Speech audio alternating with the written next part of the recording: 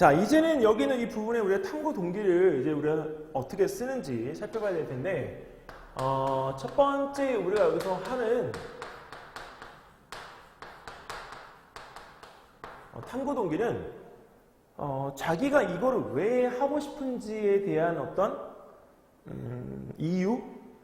네, 이유를 갖다가 적는 게 맞죠. 근데 이 이유라고 하는 부분을 갖다가 적을 때 어려워해요. 왜 그러면 우리가 여기서 이 글을 써본 적이 별로 없고, 그 다음에 이런 동기, 모티베이션 되어지는 내용에 대한 부분들을 갖다가 글로 만들어내는 것들은 사실 좀 어렵더라고요. 보통 왜 우리가 김치를 갖다 이용해서 뭔가 유산균의 발효 실험 같은 걸 할 때도 왜 하필이면 김치야?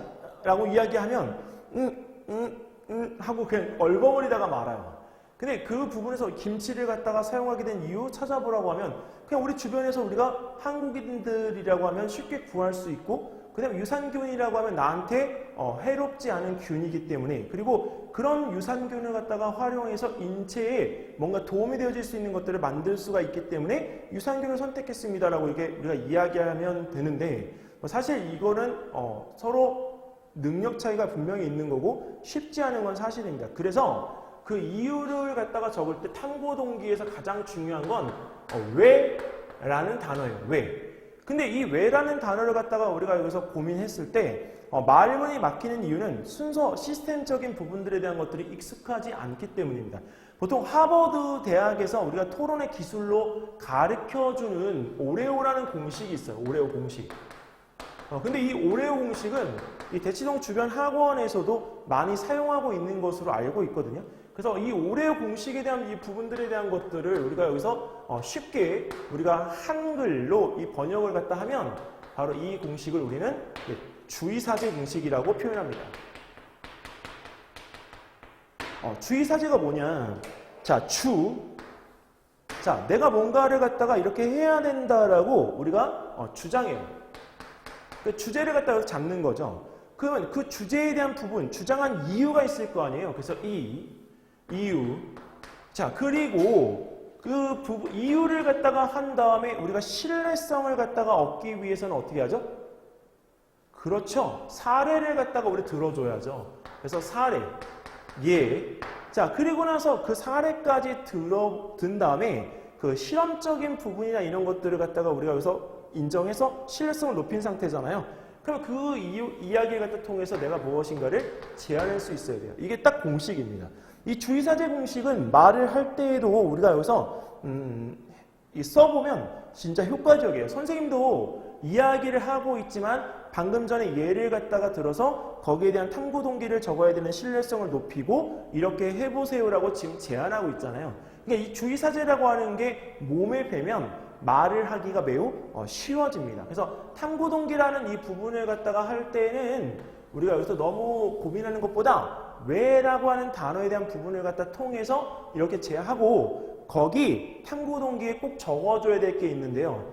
이 부분에서 내가 느낀 어떤 문제점을 갖다가 해결하기 위해서 탐구의 우리가 방향이 우리가 여기서 정해지잖아요. 그러면 탐구를 자,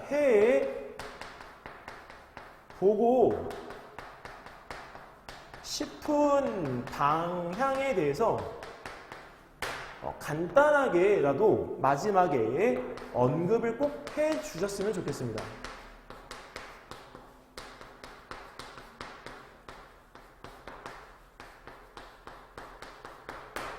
자, 마지막 문장에다가 언급을 갖다가 해주고 나서 탐구 동기가 적히면 자, 이 두 번째로 내가 이 탐구를 통해서 무엇을 갖다가 얻고 싶은가? 이게 쉽게 말하면 탐구 목표라고 하는 거는 내가 알아보고 싶은 것,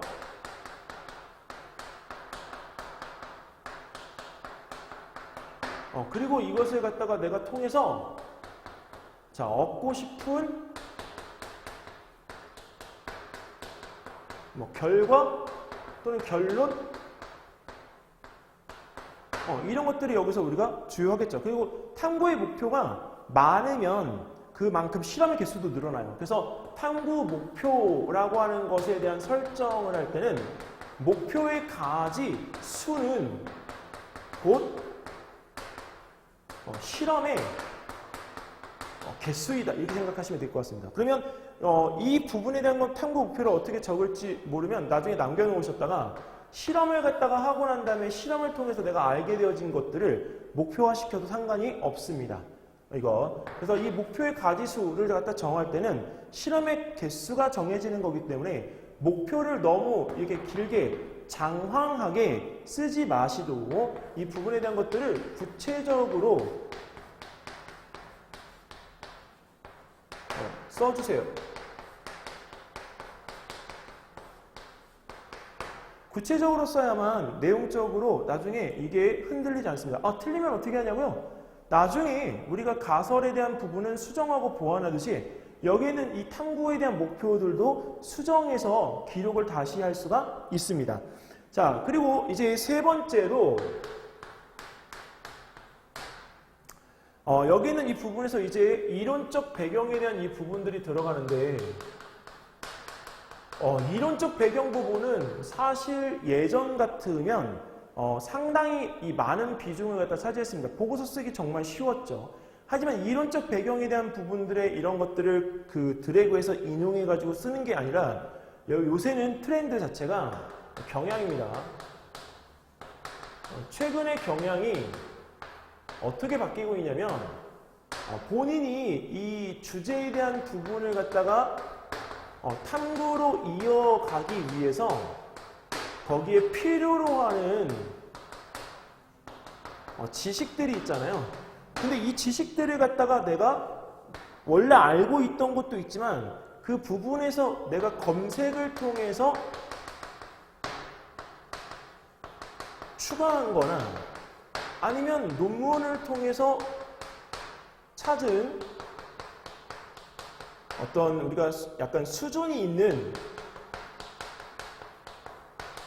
지식들 그리고 그 부분에서 또 이제 어떤 원리적인 부분에 대한 것들을 찾았을 때 이 원리적인 부분에 대한 것들을 여기 기록을 갖다가 합니다. 근데 이 원리나 그러니까 원리라고 하는 거는 여기서 우리가 과학적이든 또는 수학적이든 자 등등 이런 부분에 대한 원리를 갖다 기록을 하는 거예요. 근데 최근의 경향은 어떠냐? 이런 내용들을 갖다가 인용이 아니라 이거를 본인이 재해석하는 겁니다. 그래서 공부를 갖다가 하고 그 다음에 이거를 기록물로 남겨주는 게 제일 좋아요. 근데 내용이 어려우면 당연히 이해를 갖다 할 수 없기 때문에 풀어 쓰는 거 절대 안 되죠. 그래서 인용을 갖다가 하는 것보다는 그 부분에 대한 거 풀어 쓰는 데 있어서 시간을 좀 가지셔라. 그래서 아까 선생님이 자료 검색을 갖다가 우리가 일주일이라는 시간을 갖다가 이렇게 주는 거예요. 왜 저거를 저렇게 하냐면 요새는 카피킬러나 카피캣 이런 약간 그러니까 인용을 갖다가 그대로 해서 보고서 만드는 일에 대한 부분들을 허용하지 않습니다. 예전에는 초기에는 얼마죠? 한 3년 전만 해도 보고서에 대한 부분이 카피율 자체를 30% 정도를 인정해 줬어요. 근데 그게 학교 대회까지만. 근데 학교 대회에서 이런 보고서의 카피율이 너무 높은 것도 이제는 안 되기 때문에 최대 얼마? 8%? 8%보다 더 낮은 것도 있는데 보고서는 8%보다 더 낮추는 건 좀 힘들 것 같아요. 이유는 왜 그러냐면 탐구 동기, 그 다음에 여기 탐구 목표, 이론적 배경, 선행적 연구의 고찰 이 제목만 적어도요 진짜 8%가 나와요. 그래서 8%를 맥스로 놓고 보고 있고 그 다음에 거기서 우리가 인터넷이나 이런 것들 드래그해서 긁어가지고 복사해서 붙이는 것 자체는 다 검열이 되기 때문에 사이트 주소까지 다 나옵니다. 그래서 그 부분에 대한 것들이 이제 허용이 안 되니까 자기가 공부를 해서 이 부분에 대한 것을 재해석하듯이 기록을 갖다가 해주는 것을 선생님 개인적으로는 추천을 하고 싶습니다. 그렇게 해야만 된다라고 또 생각을 하기도 하고 선생님이 만약에 올해 여러분들과 또 함께 준비를 한다라고 했으면 아마 그렇지 않았을까. 네. 내년이면 바뀌냐고요? 안 바뀔 거예요. 사진 왜 찍냐면 사진은 나중에 여러분들한테 보여드리기 위해서입니다. 자, 그러면 여기 있는 내용 지우고요. 자, 다음 설명으로 또 넘어갈게요.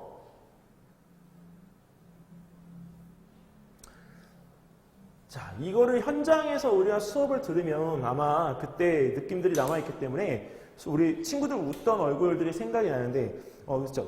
그때 이 수업이 이렇게 딱딱한 수업이 아니라 정말 수업이 재밌어야 돼요. 그래서 여러분들 스스로가 그런 내용적인 부분에 대한 것들을 좀 잘할 수 있게끔 즐겁게 하는 것이 매우 중요합니다.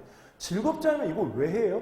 그리고 한 가지 팁을 드리면 이 과학적 탐구 보고서를 작성할 때는 가장 힘든 날, 그리고 정말 하루가 막 지쳐가지고 완전 따분한 날이 있잖아요.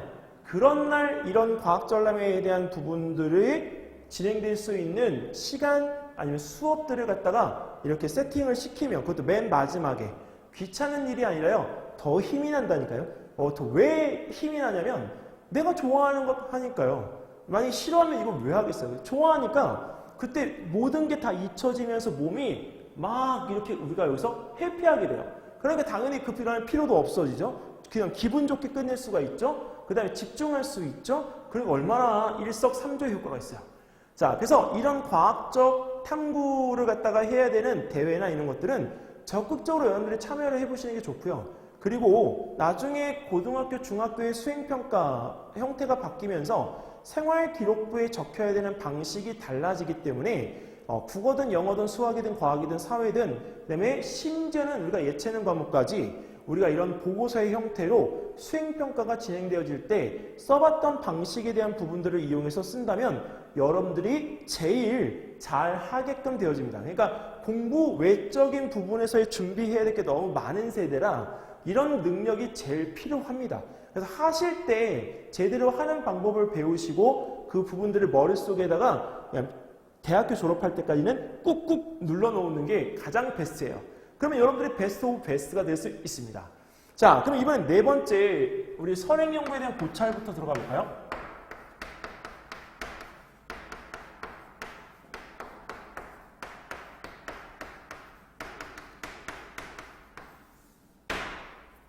자, 이 선행 연구의 고찰이라고 하는 부분은 사실 저기예요. 뭐냐면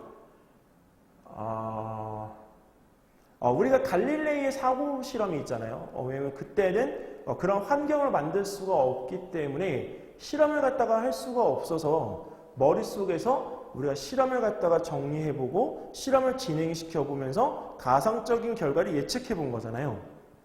그러니까 여기서도 내가 해보지는 않았지만 그 해볼 수 있는 부분에 대한 것들을 내가 하기 위해서 먼저 우리가 선행되어졌던 탐구의 기록물들을 내가 조사하고 그 방법적인 부분들을 내 실험에 맞게끔 다시 어떻게 돼요? 그죠? 재설계를 갖다가 하는 단계입니다. 그래서 이 고찰이라고 하는 이 부분은 우리가 다른 연구 결과물을 참고해서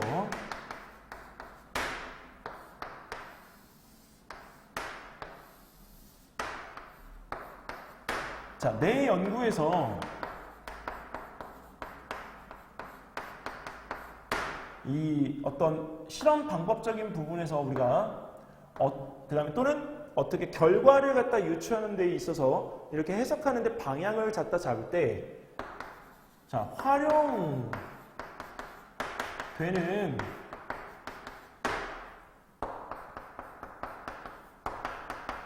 방법에 있어서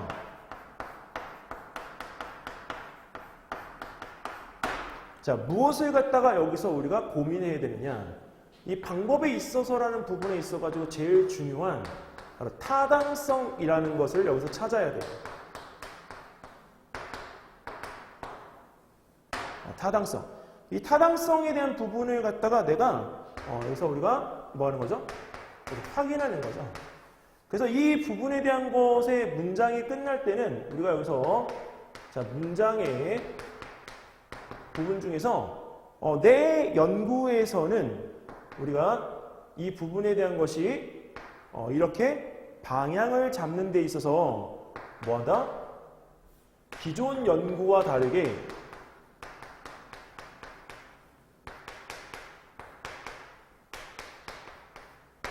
뭐가 있다? 독창성이 있다.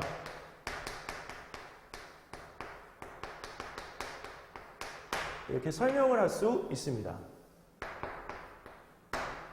그래서 이 문장에 대한 부분은 우리가 맨 마지막에 이렇게 우리가 그 선행연구의 고찰 하나하나마다 다 여기서 적어주면 우리가 이 부분에 대한 선행연구의 고찰에 대한 부분들을 이렇게 할 수가 있고 나중에 이 부분에 대한 게 정 궁금하면 아까 선생님이 우리가 구글에서 찾아보라고 했잖아요. 구글에서 이렇게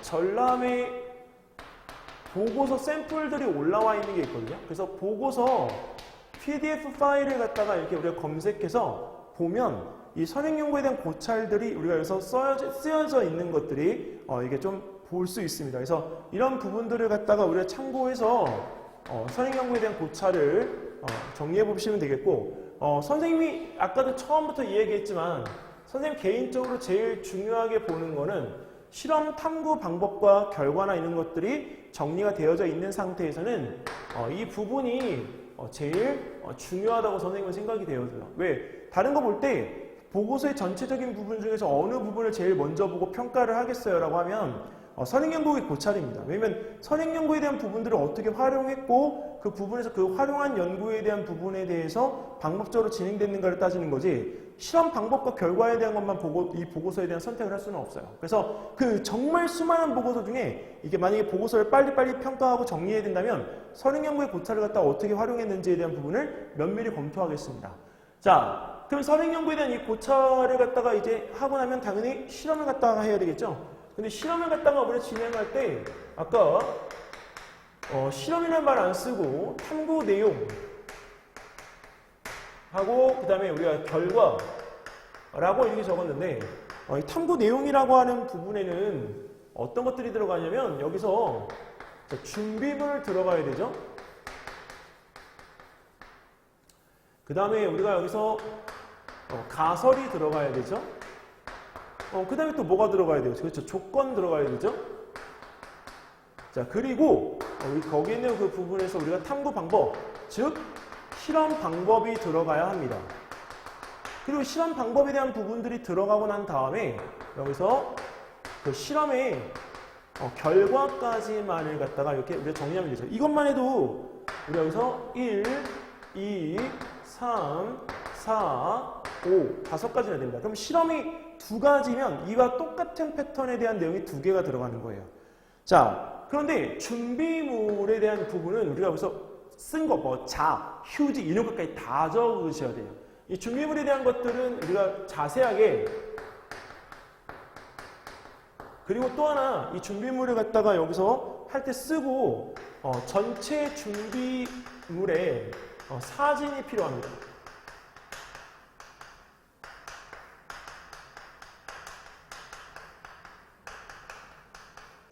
자, 그리고 여기 있는 이 부분에서 우리가 이 가설에 대한 부분은 그 실험에 대한 어떤 방향이 결정이 돼서 진행하는 거기 때문에 거기서 실험에서 얻을 수 있는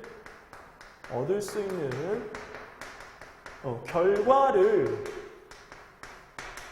예측하면 되는 거고 만약에 우리가 틀렸을 경우에는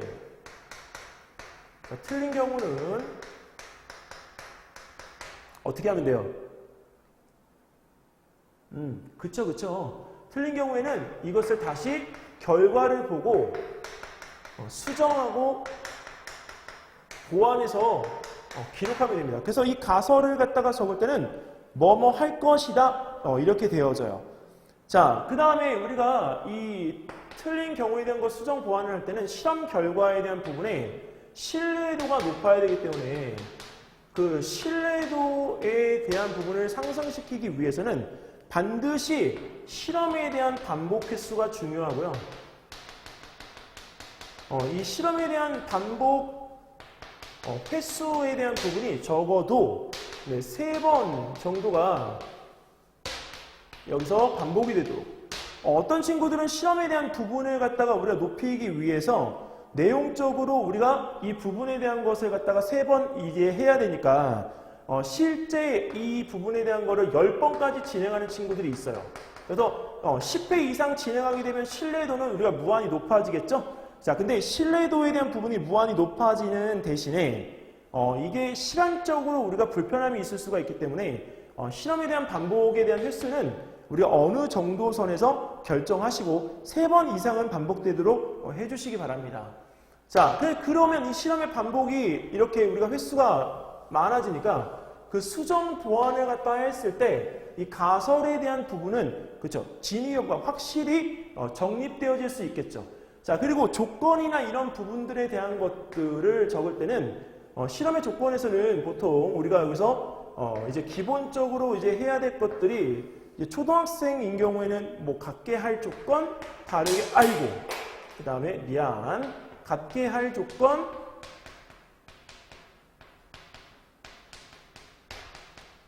자, 그 다음에 다르게 할 조건,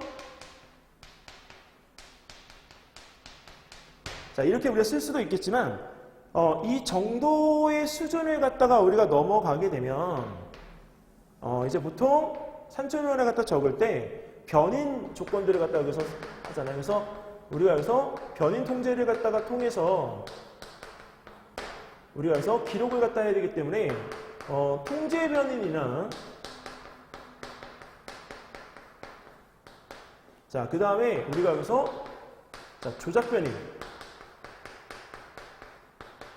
그 다음에 종속 변인과 같은 단어들을 갖다가 사용해서 좀 전문적인 부분들에 대한 것들을 이렇게 기록해 보는 것도 좋습니다. 이 탐구 과정에 대한 부분들을 갖다가 할 때 이렇게 쓰는 것도 좋지만 통제 변인, 조작 변인, 종속 변인에 대한 이 부분들을 갖다가 해보면 확실히 실험의 방향이 더 굳건하게 확고하게 잡히는 것 같아요. 종속 변인 같은 경우는 우리가 여기서 결과에 영향을 줄 수 있는 요소들이기 때문에 그런 결과에 영향을 줄 수 있는 요소들까지 하게 되면 실험 방법적인 것들이 많이 이렇게 세세하게 잡힐 수가 있겠죠.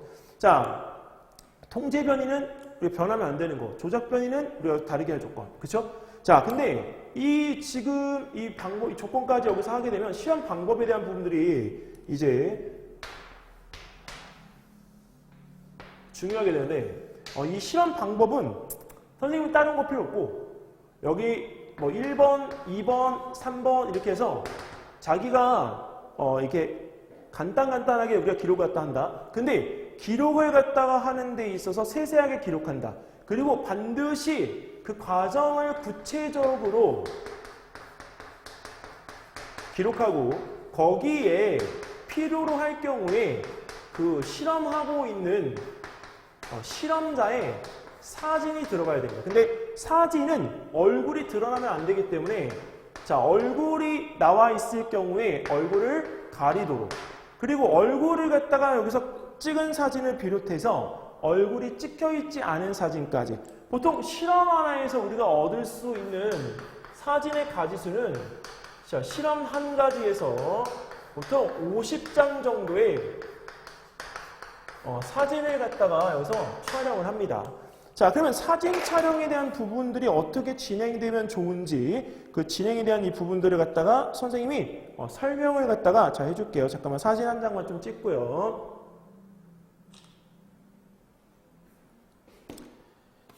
자, 요건 살짝 지울게요.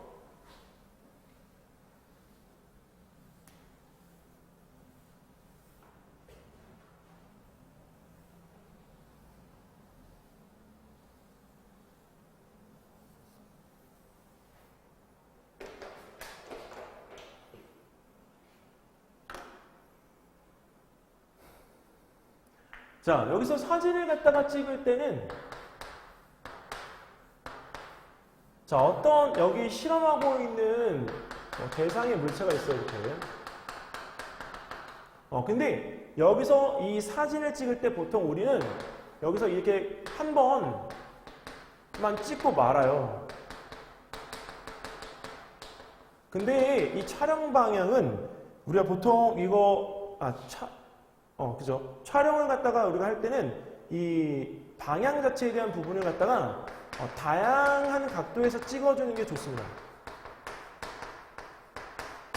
왜냐면 여기서도 찍고 여기서도 찍고 여기서도 찍고 여기서도 찍고 여기서도 찍어 놓으면 처음에 찍을 때는 굉장히 귀찮죠? 하지만 나중에 보고서를 갖다가 쓸 때는 활용도가 높여질 수 있기 때문에 훨씬 좋아요. 그래서 이 촬영 방향에 대한 부분을 다양하게 우리가 하고 나서 나중에 보고서 최종 정리 때 정리 시에 자, 사진을 뭐예요? 교체하는 거죠. 언제? 필요한 경우에는. 필요가 없다라고 한다면 우리가 상관이 없겠지만 이 부분에서 우리가 이걸 할 때는 꼭 해줘야 돼요.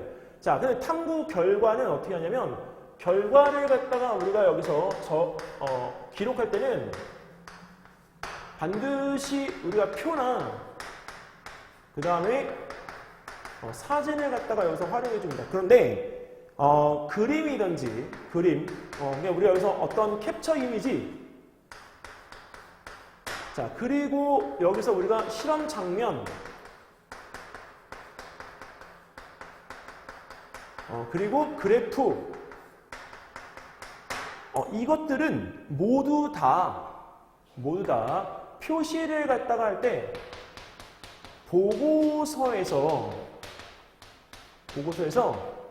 그림으로 표시해 줍니다. 근데 그림 이렇게 하고 그림 1 해서 내용찍 그 다음에 그림 2 해서 내용 아니면 이 부분에 대한 거를 갖다가 이렇게 그림 3 이렇게 해서 내용을 갖다 기록해도 괜찮아요. 근데 표는요 이 표시를 갖다가 하지 마시고 표의 경우에는 자 표는 보고서에서 내용에 대한 이게 제목을 갖다 달 때 보고서에서 자 이렇게 표 1 그 다음에 표 2 해서 순차적으로 내용을 갖다가 정리해 주세요.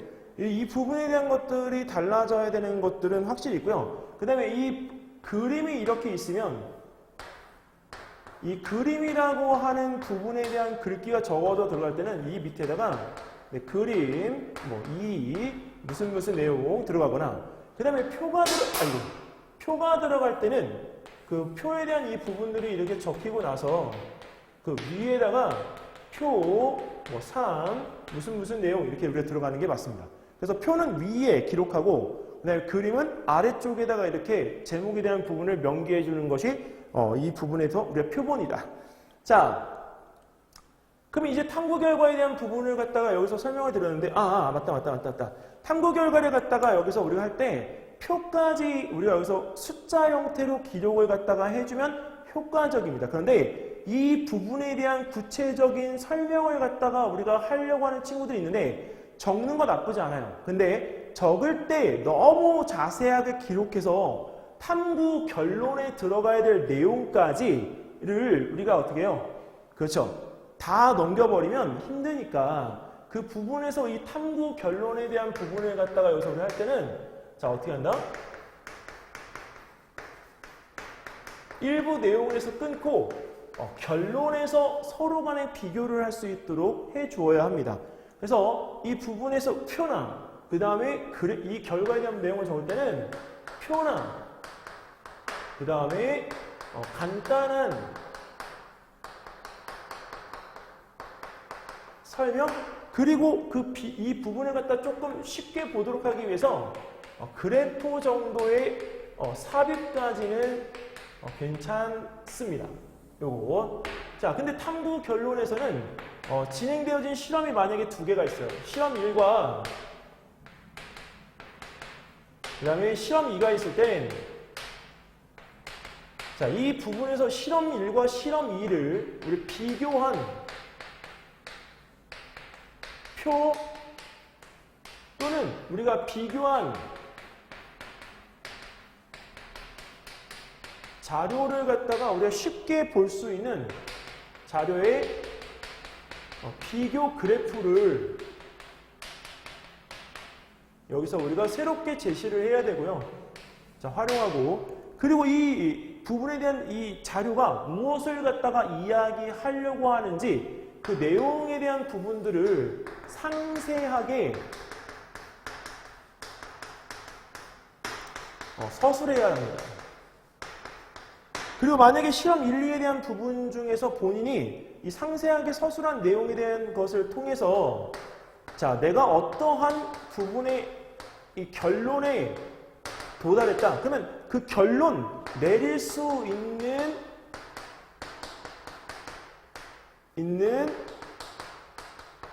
내용, 자, 또는 결론을 갖다가 결론을 내린 우리가 여기서 사실 등을 갖다가 여기에 기록해주면 되는 거죠. 탐구 결론이 오히려 더 쉬워요. 왜? 결과가 나오면 비교해서 서로 간에 내가 결론, 판단만을 갖다가 여기다가 적어주면 되니까. 그러면 탐구 결론에 대한 이 부분들을 갖다 통해서 이제 모든 것들의 이 보고서의 정리를 할 수 있는 거죠. 결론은 우리가 여기서 느낀 점하고 참고문헌 들어가기 전에 이 보고서라고 하는 부분의 형태를 갖다가 한번 우리가 여기서 마무리 한다라고 보시면 될 것 같아요. 1차 마무리. 이 보고서 1차 마무리는 내가 결론은 여기서 판단을 하는 요소로 쓸 수 있다. 자, 이렇게 해서 우리가 탐구 결론에 대한 부분들에 대해서 우리가 내렸던 내용들이고요. 자, 그 다음에 이제 내용을 갖다가 여기서 보면 이제 참고문헌하고 느낀 점에 대한 부분들을 여기서 우리가 적는데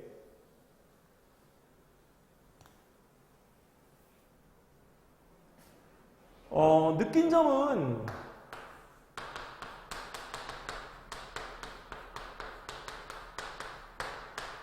사실 뭐 여기서 실험이 진행되는 동안에 어떤 내용으로 이렇게 진행을 갖다가 했나 이걸 적는 게 아니라 실험을 하면서 내가 불편했던 점이나 뭐 실험하는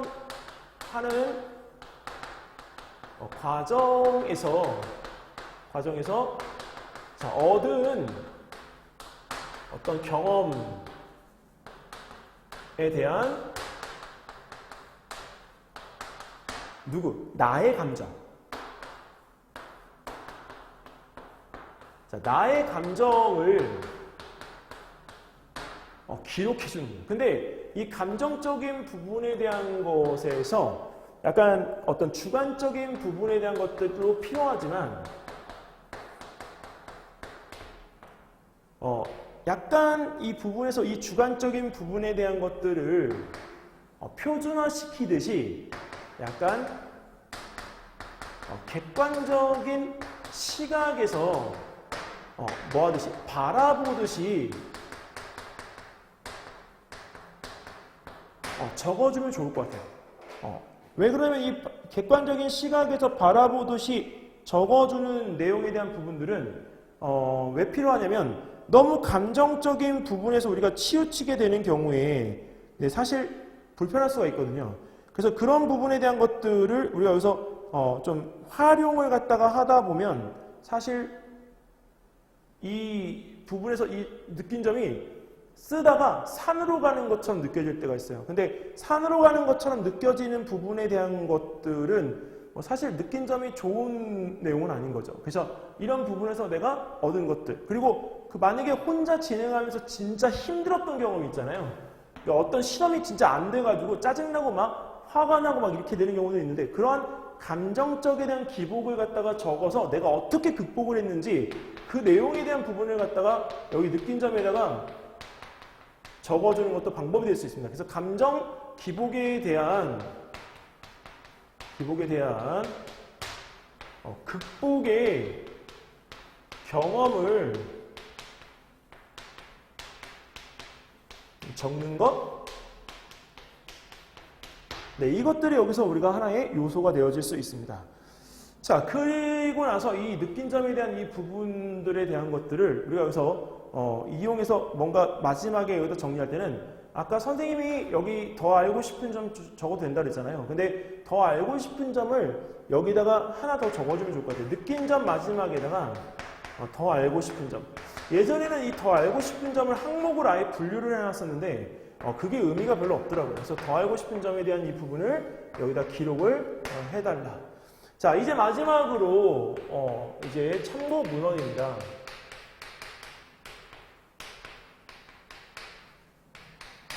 이 참고 문헌은 우리 친구들이 대부분들 약간 신경 안 쓰고 무신경하게 형편 없이 이렇게 적는 경우들도 있던데, 선생님 여기에 보면 과학 전람의 작성 보고서 양식이라는 부분이 있어요. 그리고 여기다 이렇게 큰 제목부터 우리 어떻게 적는지까지 내용이 나와 있거든요. 근데 전람의 보고서 양식을 갖다가 보면 기술 순서가 있는데, 참고문헌의 기술 순서는 일단 반드시 저자가 먼저 들어간다. 그리고 이 부분에서 우리가 책 이름이나 자, 논문명, 논문 제목이 들어가고요. 자, 그 다음에 여기에서 우리가 이거 적을 때 이제 여기에 이렇게 들어가는 거죠, 이렇게. 근데 이 논문은 저자가 여러 명이잖아요. 1저자, 2저자, 3저자. 근데 만약에 7명이 있다. 예전에는 이렇게 적었어요. 만약에 저자를 갖다 적을 때 여기서 땡땡땡 왜 뭐 7명 이렇게.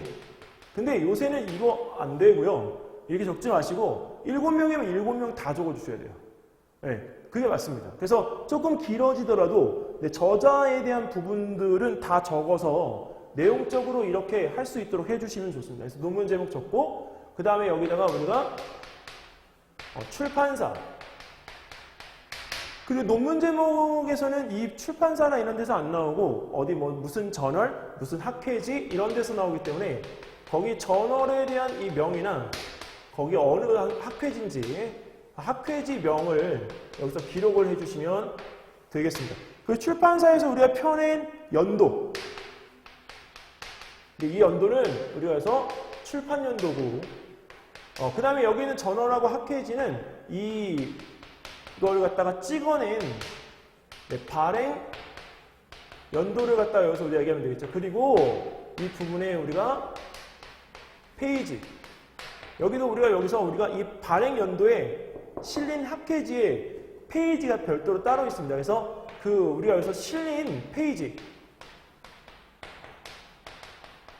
근데 우리가 보통은 전체 페이지를 다 적는데 조금 더 효과적으로 하려면 그 페이지 중에서 내가 인용한 페이지만을 기록하는 게 가장 좋습니다. 그래서 여기 있는 이 부분에서 우리가 이렇게 적는 데 있어서 책,